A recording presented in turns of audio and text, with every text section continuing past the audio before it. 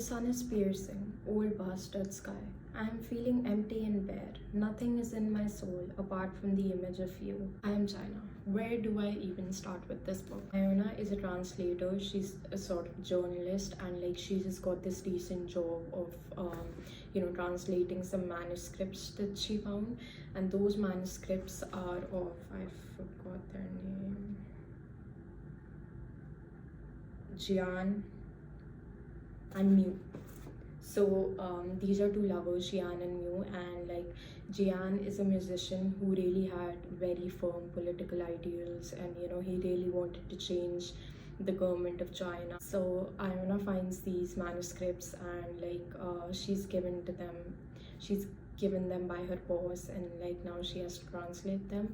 So over time she gets really attached to these manuscripts, and like they're basically just letters between Jian and Mu, and talking about how they changed over the years, and like how Jian's political ideals really sort of put a wall between their relationship and didn't really help them connect, because at times Jian would just keep things to himself, and like whenever Mu had an ideal of her own or an opinion of her own, like Jian would really get all heated up, and he would not be able to take the argument, and like he would really feel as if the relationship could not work if Mu did not had the same ideals as him. I like this book because it teaches you that if as an artist you have really firm beliefs, really firm political beliefs, and you really want to make a change, then at one point you will become like a very big rebel. It can sometimes mean you feel this sort of indifference with the world, and that you feel this indifference from the top positions of the country, and you really want to fight them, and that also makes you angry at the people, because at one point people won't help you. They're comfortable in their lives, they're comfortable in their routines, and we don't really know how their routine life is going, what drama is going on in their lives, what problems they're facing financially, economically. We really don't know anything about it, so they might not always be able to support artists or rebellions that way. So like that makes Jian really angry at the people of China as well, and eventually he sort of gets banned from the country after he tries to do this political like share this political agenda on stage. Like he was a really great musician, he was doing concerts and stuff, but of course because of his firm ideals he just could not bear the thought of being popular and like just singing songs of normal like happy stuff. Like he really wanted to go all political, and like his songs were very revolution types. So there were a lot of people who were with him who did want to support him, but he does get banned from the country.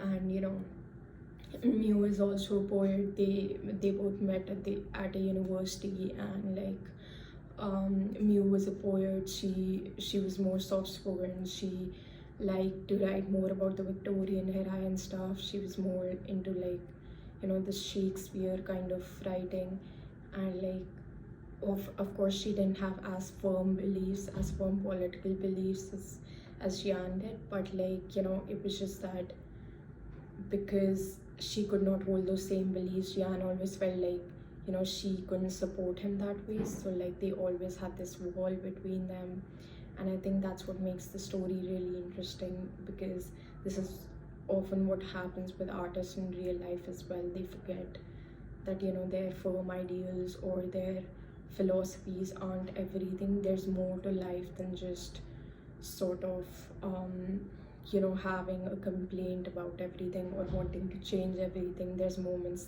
that are just meant to be enjoyed silently, and because Jian and Mu could not do that, their relationship really just broke off and like started getting distant after a point. And although they did love each other a lot, but like at one point you do realize that love is not enough. You also need a lot of commitment and a lot of patience to get through things together. But at the end of his life, Jian just realizes that he's lost all his loved ones just because he was so firm on his political ideals. And this is the letter that he writes her.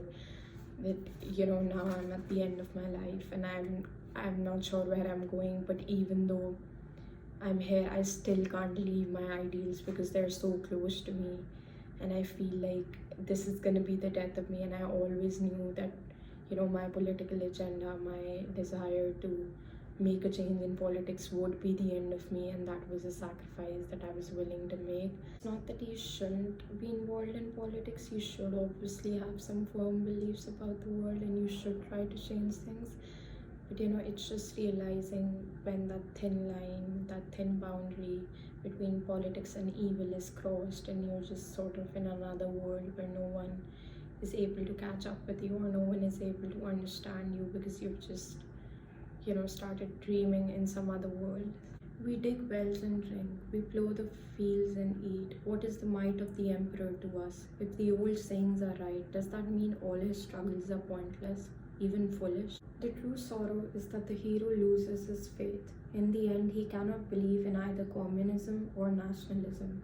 The people in the book are left alone without belief and without their loved ones. Do ideologies die as people die? I hope so, for the sake of peace. So hear me, this is my confession.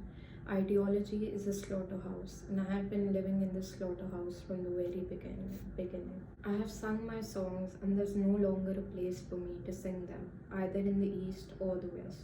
There was never a punk culture in China. Punk isn't an illusion, it's the masses who suffer from the illusion. They cannot escape to see through the veil of commodification and the advertising slogan. I do not regret or think I was wrong in the manifesto I wrote, but maybe there was never a manifesto in the end. It is me becoming what I wrote. Art is the politics of perpetual revolution. Art is the purest revolution, and so the purest political form there is. Revolution is equal to art, and art is equal to perfect freedom. Right now, we have no revolution, no real art, and no freedom. Revolution happens when the water in which the citizens swim is frozen. The ice breaks and shatters, and the fish are cast out onto the dry land, gasping for air. Revolution is impossible because the people live in prison by choice.